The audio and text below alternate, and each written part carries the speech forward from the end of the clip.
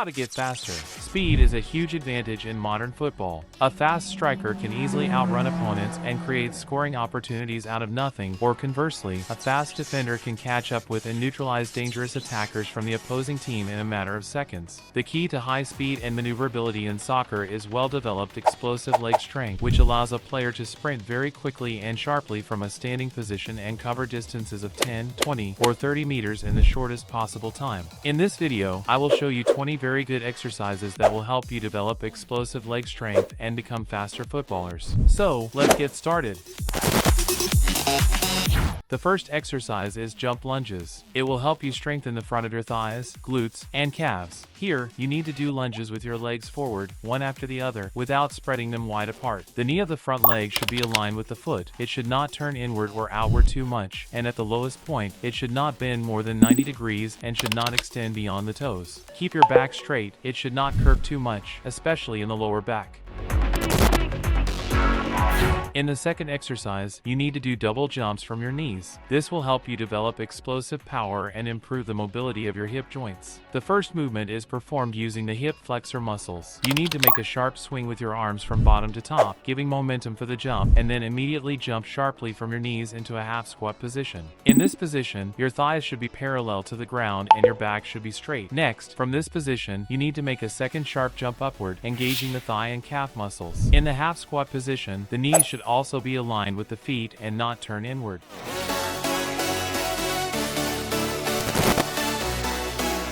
In the third exercise, you need to jump on your toes, mimicking jump rope movements. The main focus here should be on your calf muscles, so don't bend your knees too much when landing. The movement should come from your feet. With each push off, try to jump as high and as powerfully as you can. Your arms should be doing minimal work here. In the fourth exercise, you should alternate doing cross lunges diagonally with each leg. This exercise is similar to the jump lunges shown earlier. Therefore, the basic principles of technique are the same. Keep 90 degrees in the knee at the bottom point of the movement and keep your back straight. In addition to explosive speed, this exercise is also good for developing coordination, because you need this quality to effectively keep your balance while lunging from side to side. Try to push off as hard and fast as possible and perform the exercise at maximum speed.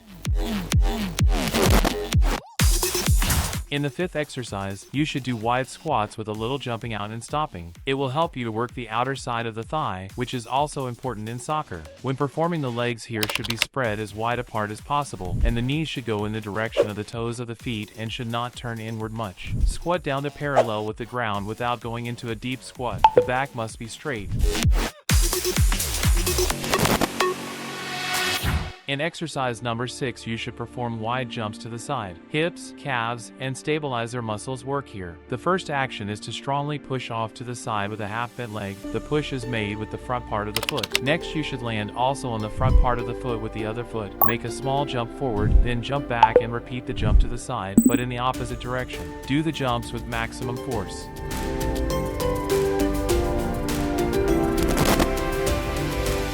In the seventh exercise, you need to do jump ups with a 180-degree torso rotation. This will help improve not only your lower body explosive power but also the stabilizing muscles that keep your torso in the correct position during the turns. The starting position is a half squat. The angle at the knee should not exceed 90 degrees. The jump is powered by the thigh and calf muscles. You should land on the full surface of your feet to maintain balance. Your back should stay straight throughout the exercise. Avoid rounding your lower back.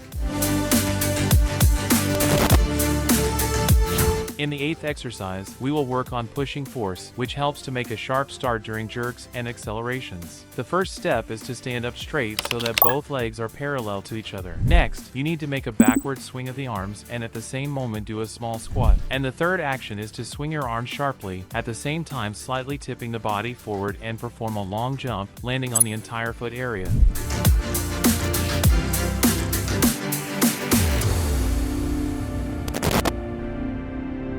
The ninth exercise is squats with jumps. It differs from the previous exercises in that the arms are crossed on the chest. Due to this, the impulse that occurs during the swinging of the arms is leveled and the legs get even more load, becoming stronger. Knees should not be bent more than 90 degrees during squats, and the back should be straight.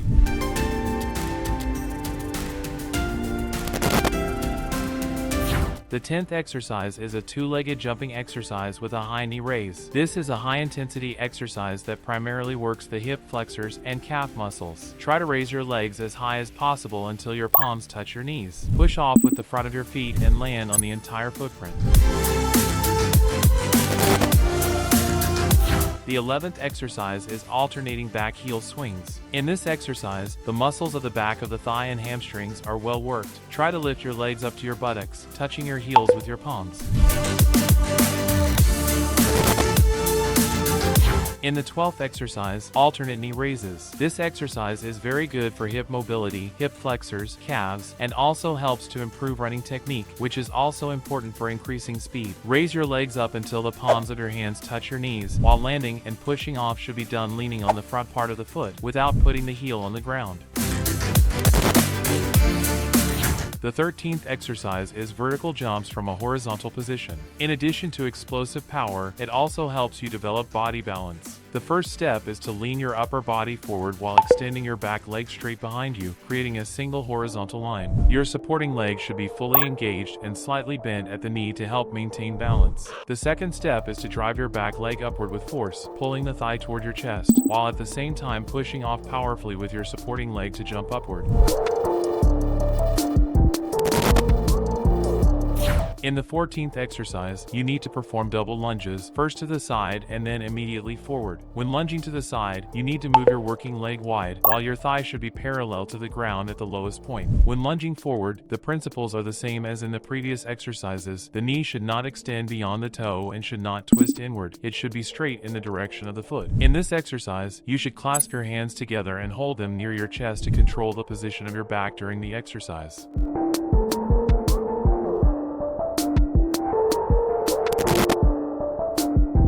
Exercise number 15 is backward lunges followed by explosive jumps upward. This is a fairly difficult exercise that also works very well to build explosive speed in the legs. The first step is to do a lunge, which has already been shown in several previous exercises, only here it is performed backward. After that, you need to push off sharply with your front leg and throw the knee or back leg as high as possible, creating momentum for the jump. Please note that your arms are actively involved in this exercise.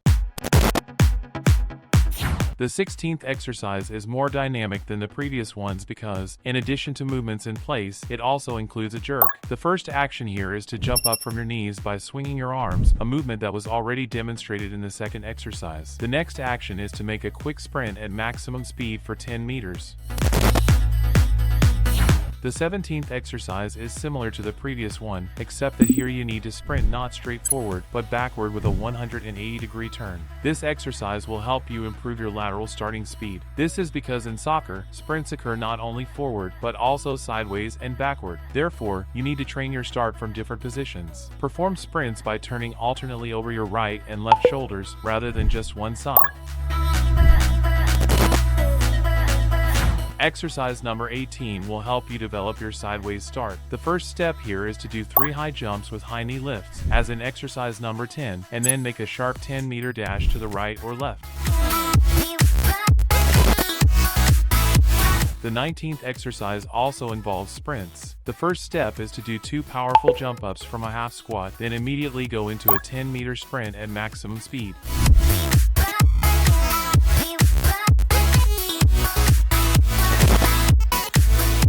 This is the final exercise in this video. Here, you need to do 2 jump lunges with each leg, as shown in the first exercise, and then do a quick 10-meter sprint.